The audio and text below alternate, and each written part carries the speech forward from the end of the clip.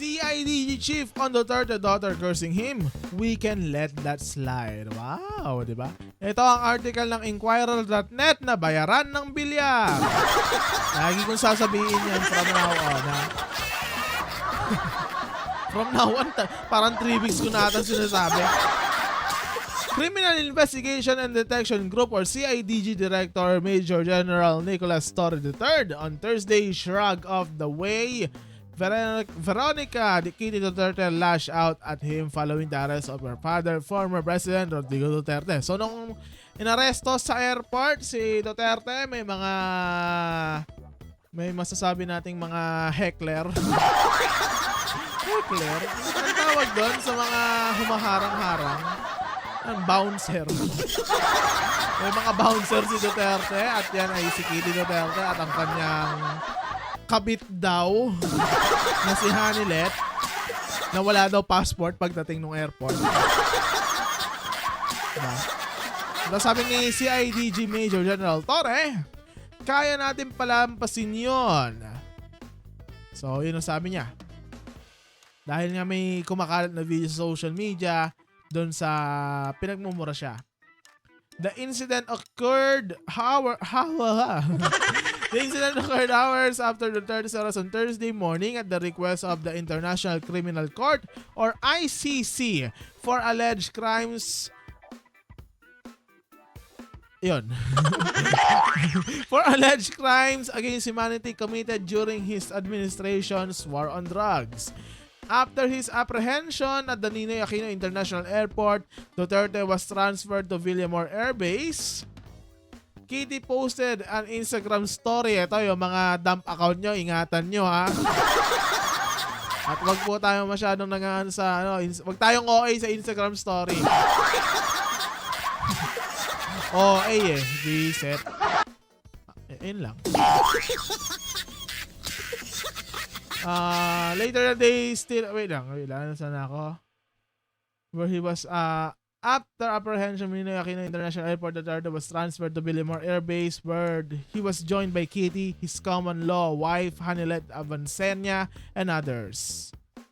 Tama naman ito sinasabi, pinabasa ko sa Later that day, still at Villamor Air Base, Kitty posted an Instagram story showing Torre giving the Duterte camp an ultimatum to choose 3 people to accompany the former president on a chartered flight to The Hague, Netherlands. So ayun, may usapan pa kung sino yung sasama sa Netherlands. And sino nga ba yung nasama?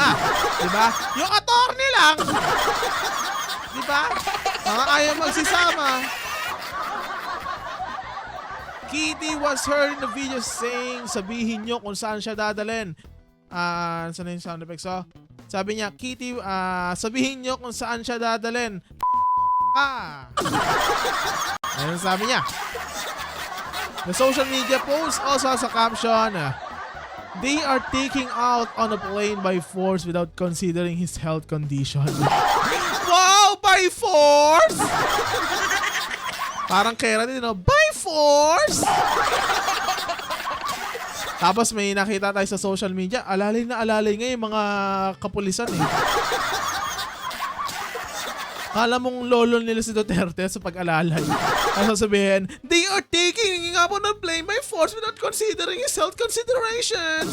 Conditions. Diba? OA. Aside from that, Kitty also posted a series of photos. Hindi po yung nagmamariwana. ibang series of photos to, ha. Claiming her father was deprived of medical care and sufficient food. What? So, deprived of medical care and sufficient food? Tapos nakita natin, pinapakain sa aeroplano, sarap, may coke pa. Diyos ko. Pag kami kumakain, wala pang tubig. Nabibilaukan na kami, wala pang tubig. Diyos ko.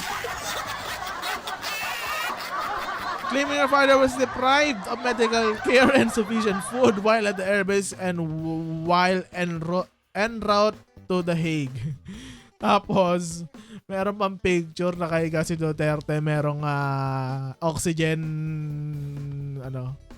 Tapos makikita nyo, hindi nakakabit. Ay nako, The acidity. The acidity, the sugar levelity. Ay, nako! Tapos makita mo, nung nag-uusap sila doon sa airport, may Coke. Okay lang, wala daw sugar yon kasi Coke Zero. Ano ang masasabi nyo sa pagmumura ni Kitty Duterte? Tapos may nabalitaan pa nga mga kaibigan na yung pinukpok ng cellphone. Ganun talaga. Paano, how to be kabet in 40 days. Gagi, nung sinabing siya yung sasama, hindi, wala akong passport. Pero ako pala ng Hong Kong. Kakababa ka lang niya. Gusto naman. Ano masasabi niyo dyan? Comment down below.